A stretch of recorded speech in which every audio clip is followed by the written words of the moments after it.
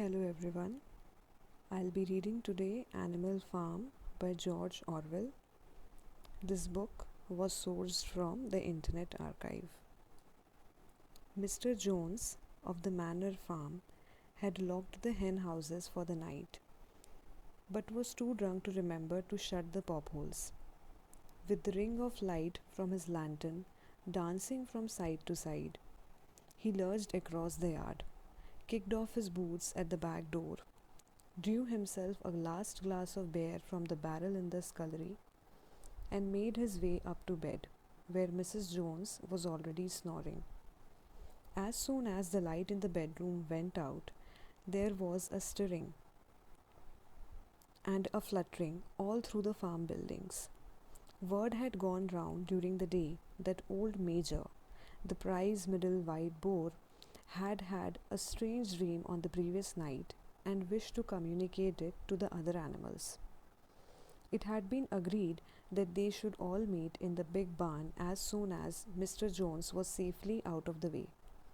Old Major, so he was always called, though the name under which he had been exhibited was Willingdon Beauty, was so highly regarded on the farm that everyone was quite ready to lose an hour's sleep in order to hear what he had to say. At one end of the big barn, on a sort of raised platform, Major was already ensconced on his bed of straw, under a lantern which hung from a beam.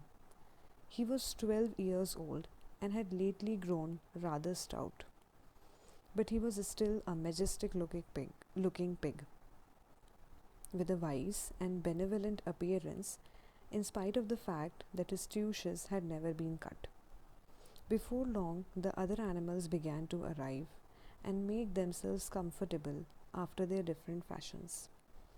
First came the three dogs, Bluebell, Jessie, and Pincher, and then the pigs, who settled down in the straw immediately in front of the platform.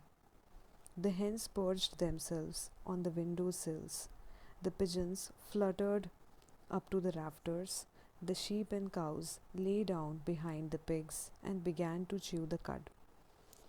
The two cart horses, Boxer and Clover, came in together, walking very slowly and setting down their vast hairy hooves with great care, lest there should be some small animal concealed in the straw. Clover was a stout motherly mare approaching middle life, who had never quite got her figure back after her fourth foal. Boxer was an enormous beast, nearly 18 hands high, and as strong as any two ordinary horses put together. A white stripe down his nose gave him a somewhat stupid appearance, and in fact he was not of first-rate intelligence, but he was universally respected for his steadiness of character and tremendous powers of work. After the horses came Muriel, the white goat, and Benjamin, the donkey. Benjamin was the oldest animal on the farm, and the worst tempered. He seldom talked, and when he did, it was usually to make some cynical remark.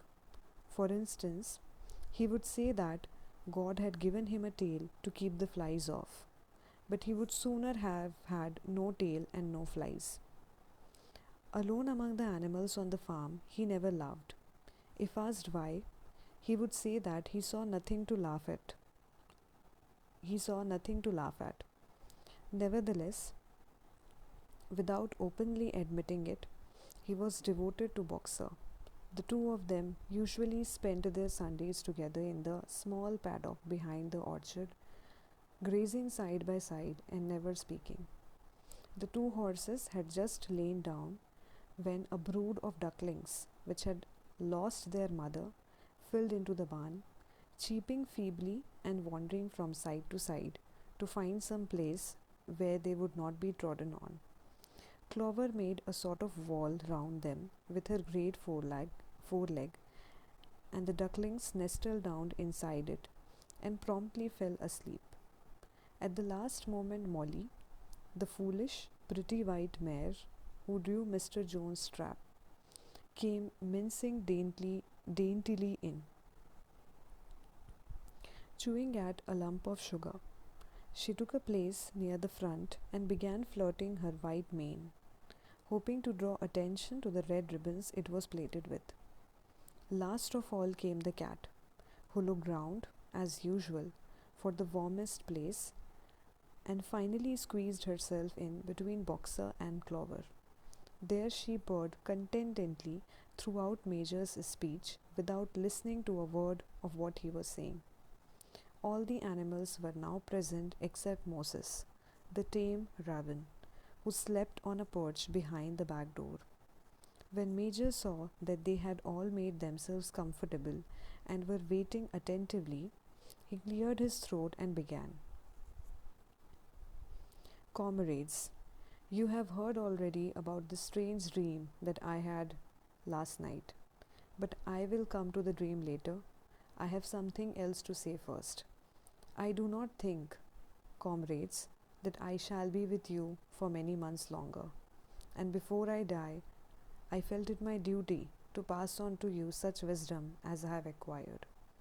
I have had a long life. I have had much time for thought as I lay alone in my stall, and I think I may say that I understand the nature of life on this earth as well as any animal now living. It is about this that I wish to speak to you. Now, comrades, what is the nature of this life of ours? Let us face it. Our lives are miserable, laborious, and short. We are born, we are given just so much food as will keep the breath in our bodies, and those of us who are capable of it are forced to work to the last atom of our strength, and the very instant that our usefulness has come to an end, we are slaughtered with hideous cruelty. No animal in England knows the meaning of happiness or leisure after he is a year old. No animal in England is free. The life of an animal is misery and slavery. That is the plain truth. But is this simply part of the order of nature? Is it because this land of ours is so poor that it cannot afford a decent life to those who dwell upon it? No, comrades, 1,000 times no. The soil of England is fertile, its climate is good, it is capable of affording food in abundance to an enormously greater number of animals that now inhabit it. This single farm of ours would support a dozen horses, 20 cows, hundreds of sheep, and all of them living in a comfort and a dignity that are now almost beyond our imagining. Why then do we continue in this miserable condition? Because nearly the whole of the produce of our labor is stolen from us by human beings. There, comrades, is the answer to all our problems. It is summed up in a single word: man. Man is the only real enemy we have. Remove man from the scene, and the root cause of hunger and overwork is abolished forever. Man is the only creature that consumes without producing. He does not give milk, he does not lay eggs, he is too weak to pull the plough, he cannot run fast enough to catch rabbits, yet he is lord of all the animals. He sets them to work, he gives back to them the bare minimum that will prevent them from starving, and the rest he keeps for himself. Our labor tills the soil, our dung fertilizes it, and yet there is not one of us that owns more than his bare skin. You cows that I see before me, how many thousands of gallons of milk have you given during this last year? And what has happened to that milk which should have been breeding up sturdy calves? Every drop of it has gone down the throat of your enemies. The throats of your enemies. And you hence, how many eggs have you laid in this last year? And how many of those eggs ever hatched into chickens? The rest have all gone to market to bring in money for Jones and his men. And you, Clover, where are those four foals you bore, who should have been the support and pleasure of your old age? Each was sold at a year old. You will never see one of them again. In return for your 4 confinements and all your labor in the fields, what have you ever had except your bare rations and a stall? And even in the miserable lives we lead are not allowed to reach their natural span. For myself, I do not grumble. I am one of the lucky ones. I am 12 years old and have had over 400 children. Such is the natural life of a pig. But no animal escapes the cruel knife in the end. You young porkers who are sitting in front of me, every one of you will scream your lives out at the block within a year. To that horror, we all must come, cows, pigs, hens, sheep, everyone. Even the horses and the dogs have no better fate. You, boxer, the very day that those great muscles of yours lose their power, Jones will sell you to the knacker, who will cut your throat and boil you down for the foxhounds. As for the dogs, when they grow old and toothless, Jones ties a brick round their necks and drowns them in the nearest pond. Is it not crystal clear, then, comrades, that all the evils of this life of ours spring from the tyranny of human beings? Only get rid of man, and the produce of our labor would be our own. Almost overnight, we could become rich and free. What then must we do? Why work night and day, body and soul, for the overthrow of the human race? That is my message to you, comrades. Rebellion. I do not know when that rebellion will come. It might be in a week or in 100 years, but I know, as surely as I see the straw beneath my feet, that sooner or later justice will be done. Fix your eyes on that, comrades. Throughout the short remainder of your lives, and above all, pass on this message of mine to those who come after you, so that future generations shall carry on the struggle until it is victorious. And remember, comrades, your resolution must never falter. No argument must lead you astray. Never listen when they tell you that man and the animals have a common interest, that the prosperity of the one is the prosperity of the others. It is all lies. Man serves the interest of no creature except himself. And among us animals, let there be perfect unity, perfect comradeship in the struggle. All men are enemies, all animals are comrades. At this moment, there was a tremendous uproar. While Major was speaking, 4 large rats had crept out of their holes and were sitting on their hind quarters listening to him. The dogs had suddenly got sight of them, and it was only by a swift dash for their holes that the rats saved their lives. Major raised his trotter for silence. Comrades, he said, here is a point that must be settled. The wild creatures, such as rats and rabbits, are they our friends or our enemies? Let us put it to the vote. I propose this question to the meeting. Are rats comrades? The vote was taken at once, and it was agreed by an overwhelming majority that rats were comrades. There were only 4 dissentients, the 3 dogs and the cat, who was afterwards discovered to have voted on both sides. Major continued, I have little more to say. I merely repeat, remember always your duty of enmity towards man and all his ways. Whatever goes upon 2 legs is an enemy. Whatever goes upon 4 legs or has wings is a friend. And remember also that in fighting against man, we must not come to resemble him. Even when you have conquered him, do not adopt his vices. No animal must ever live in a house or sleep in a bed, or wear clothes, or drink alcohol, or smoke tobacco, or touch money, or engage in trade. All the habits of man are evil. And, above all, no animal must ever tyrannize over his own kind, weak or strong, clever or simple. We are all brothers. No animal must ever kill any other animal. All animals are equal.